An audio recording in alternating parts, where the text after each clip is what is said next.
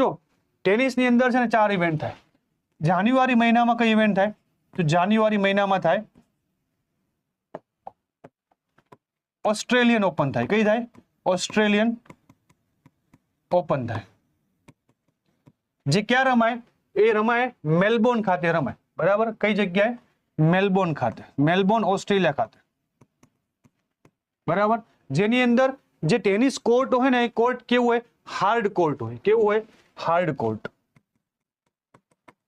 પછી જાન્યુઆરી પછી કયો?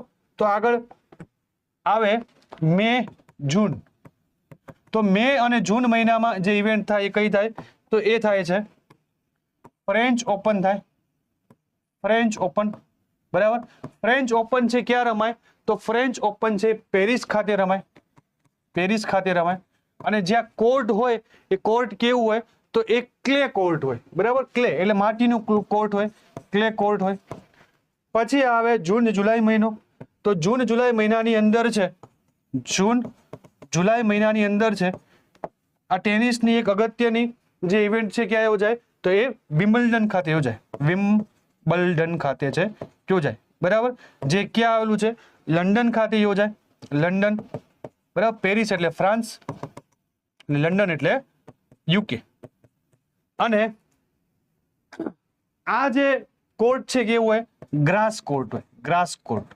બરાબર. જે લોકો કદાચ ટેનિસમાં રુચિ ધરાવતા એ લોકોને ખ્યાલ હશે કે ભાઈ ગ્રીન કોર્ટ આખું આવે, ગ્રાસ કોર્ટ નું થાય. બરાબર. અને પછી લાસ્ટમાં કઈ ઇવેન્ટ થાય? તો લાસ્ટમાં ઇવેન્ટ થાય છે એ થાય યુએસ ઓપન થાય. બરાબર. યુએસ ઓપન ક્યારે થાય? તો ઓગસ્ટ સપ્ટેમ્બર આજુબાજુ છે યુએસ ઓપન છે રમાય. બરાબર. યુએસ ઓપન જે ન્યુયોર્ક ખાતે રમાય. ક્યાં? ન્યુયોર્ક ખાતે એટલે કે United state of America, USA. અને અહીંયા પણ કેવું હોય? હાર્ડ કોર્ટ હોય. કેવું હોય? Hard court. તો આ 4 ઇવેન્ટ થાય. બરાબર. એમાંથી આ 4 ઇવેન્ટમાંથી 2 ઇવેન્ટ આપણે આજે જોવાના છીએ. કઈ કઈ? તો લાસ્ટ એટલે જે